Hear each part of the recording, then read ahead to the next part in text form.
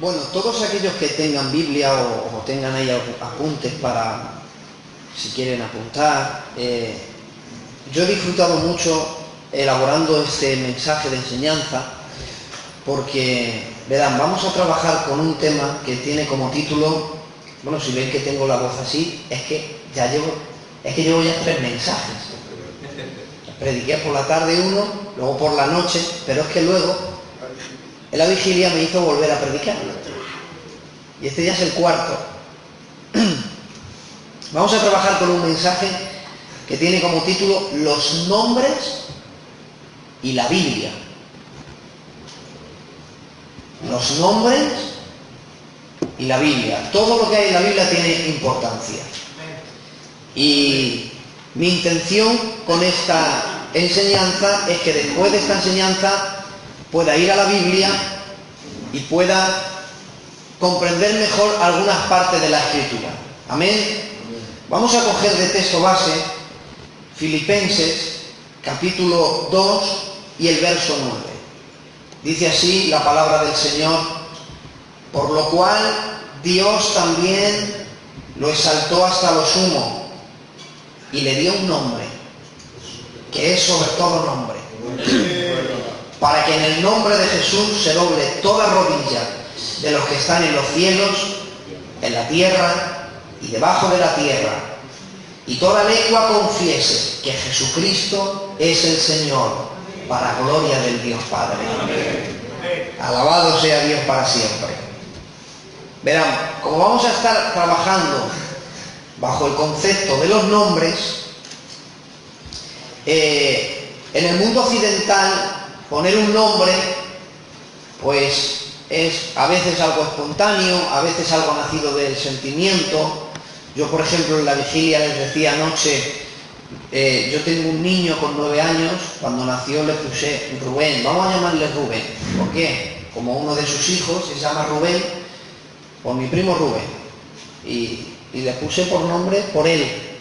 Somos como hermanos, y mi niña la mayor se llama Celia, como su madre. En fin, muchas veces ponemos nombres pues por familiares, o bueno, uy, qué bonito suena este nombre, porque suena bonito el nombre, pero en el mundo occidental no dan importancia a los nombres, como por ejemplo el pueblo judío. Un judío o en el pensamiento hebreo, la importancia de un nombre va más allá de un pensamiento occidental. Por ejemplo, los hebreos dicen que dentro del nombre, el nombre representa el carácter, la identidad, el propósito, incluso el destino de la persona. Fijaros la importancia que tiene un judío al dar un nombre. Y miren por qué. La palabra alma en el hebreo proviene del hebreo netzmahak, que fijaros, extrayendo las 3 letras del medio, se deriva la palabra Sem. Y para los hebreos, la palabra Sem, traducido a nuestro idioma, viene a ser nombre. Entonces, los hebreos saben que en el centro de la palabra alma se puede extraer unas letras donde se deriva la palabra nombre. Entonces los hebreos dicen que oculto en el alma está el nombre. Entonces los hebreos, esto nos enseña mucho en la Misra, en las leyes orales, ellos dicen que el nombre es la llave para conocer el alma. Esto lo digo, esto no es que sea bíblico, pero este es el pensamiento hebreo en cuanto a los nombres. Ellos en la Biblia, cuando nosotros estudiamos la Biblia, tenemos que entender que estamos estudiando un libro dirigido a una cultura. O sea, hay textos en la Biblia que para entenderla no es bueno, voy a leer un texto y lo entiendo. No, es que a veces tenemos que conocer en qué época se dijo, bajo qué circunstancias, a quién va dirigido, porque si no, no entiendes el texto. Como por ejemplo, y ahora entramos en mensaje, ¿han leído ustedes en Corintios que dice: es deshonroso al hombre dejarse crecer el cabello? ¿Verdad? Ese texto es así. Eso en la boca de un judío, para un judío, eso es una locura. ¿Por qué? Porque es que casualmente un judío piensa de diferente manera. Para un judío era honroso dejarse crecer el cabello, porque le recordaba a Sansón, que no se cortaba el cabello. Y dejarse crecer el cabello era un voto de nazareo, de consagrado. Entonces, ¿cómo un judío dice a otro judío que es deshonroso dejarse cortar o dejarse crecer el cabello si para ellos es honroso? ¿Cómo casamos eso? Bueno, eso lo solucionamos cuando entendemos que el apóstol Pablo está hablando a una iglesia bajo una cultura griega que se han convertido al cristianismo, y ellos, su cultura no es judía, que honroso era dejarse crecer el cabello, pero sí helénica y griega, que el que se dejaba crecer el cabello estaba diciendo en un mensaje, a ver cómo lo digo,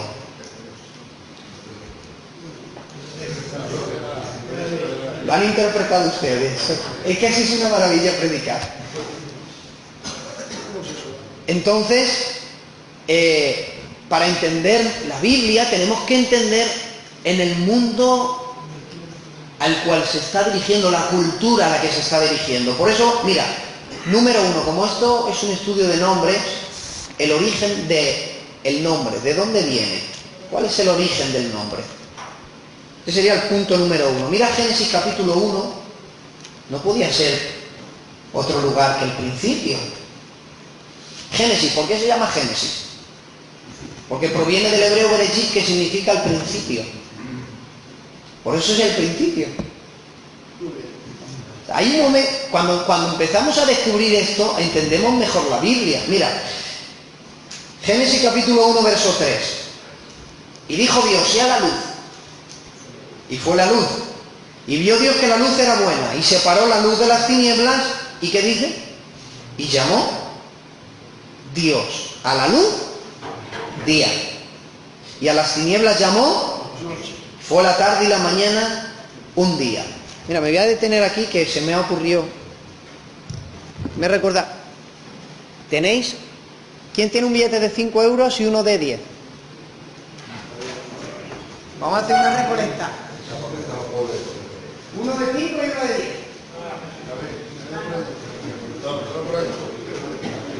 Ya sea que pedí dinero. Voy a explicar así.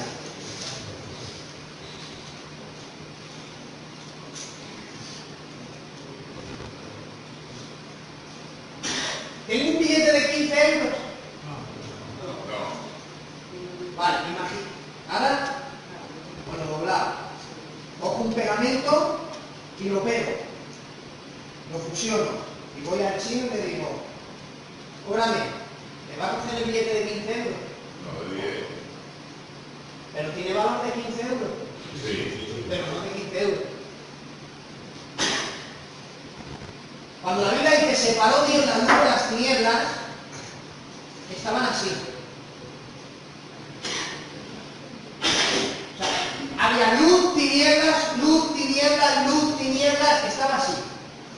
Cuando la Biblia dice, separó Dios la luz de las tinieblas, aquí doy un palo. Dios, ahora te lo explico. Dios no aprueba divisiones. ¡Qué bien!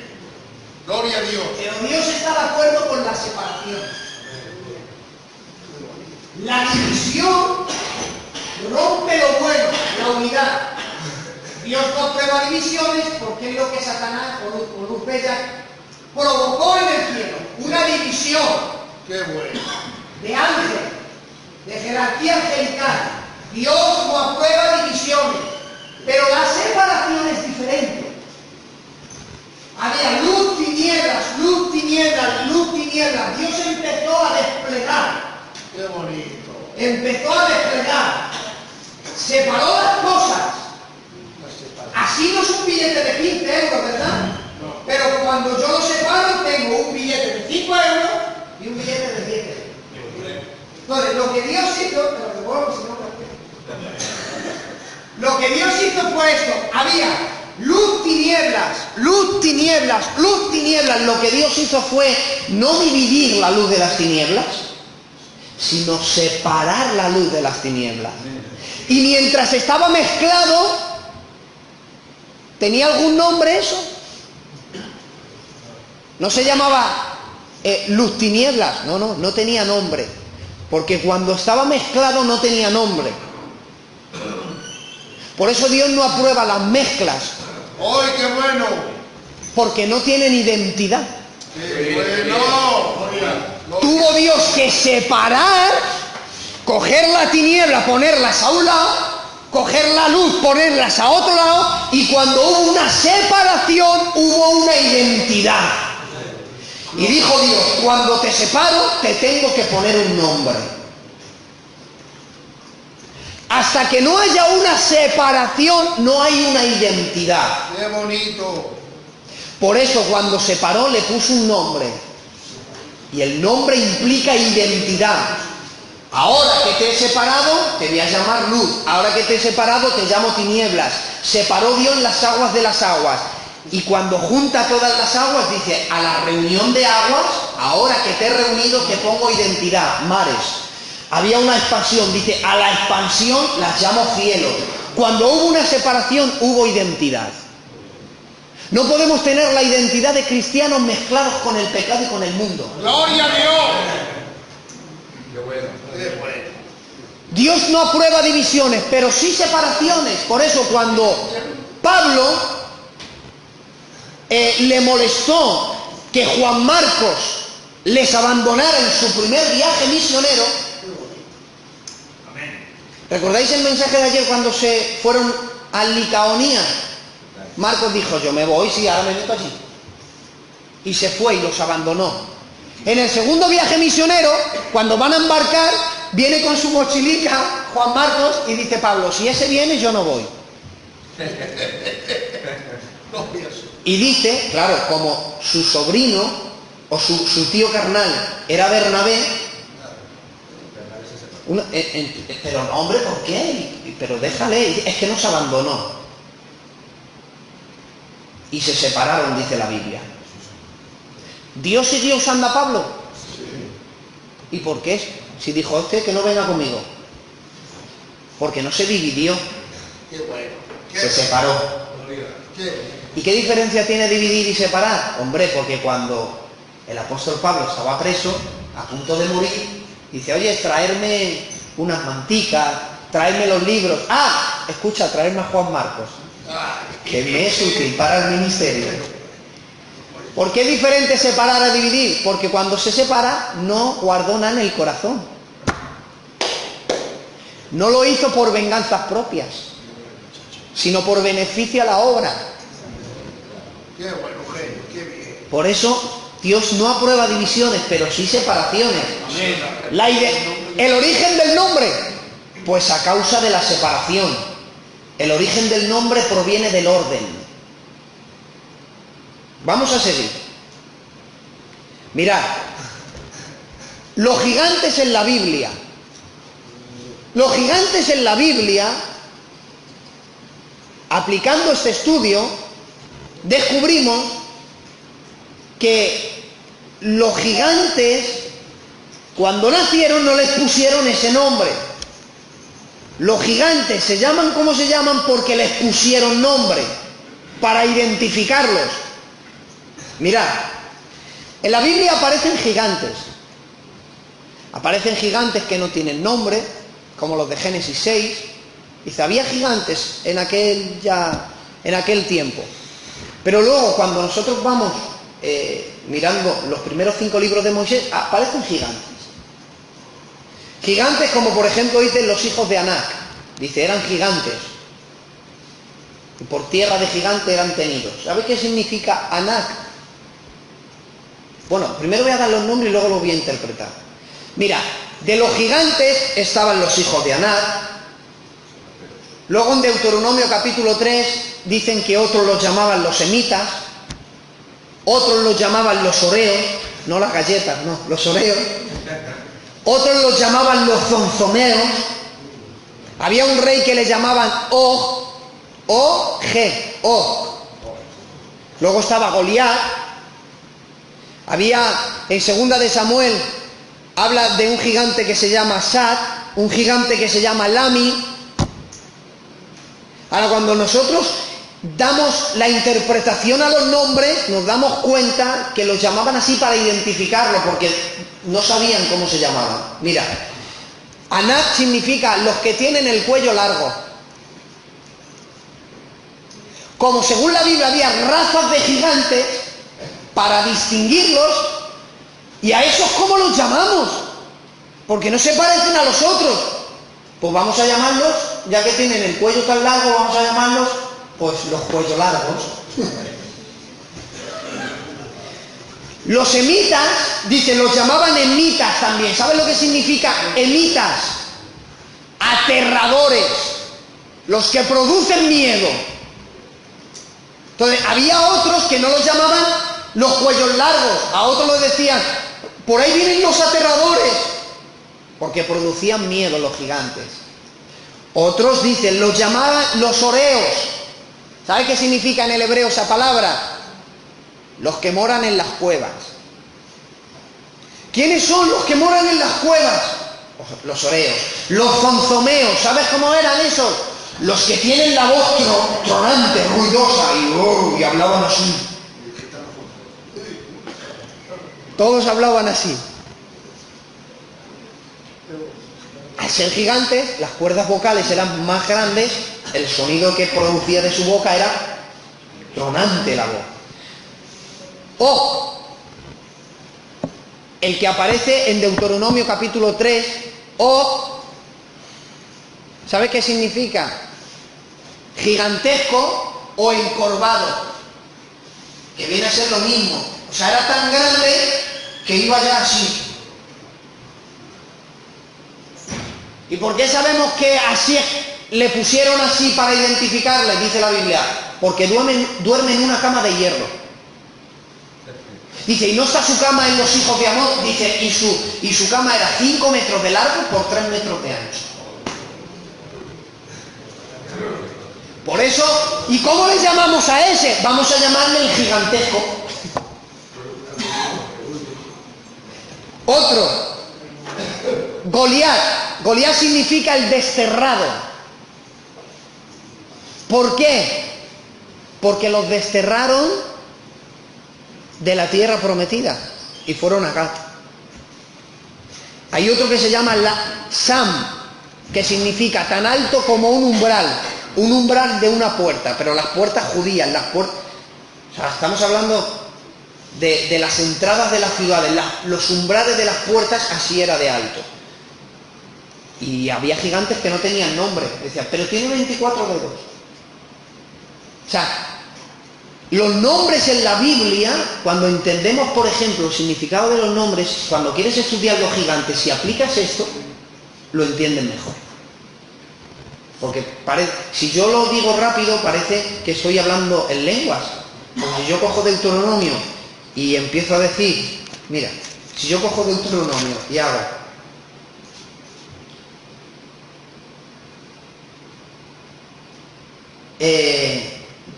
capítulo 2 y verso 11 en adelante, y empiezo a decir, bueno, y allí estaban los emitas, los homeos, los zonzomeos, parece que estoy hablando en lengua.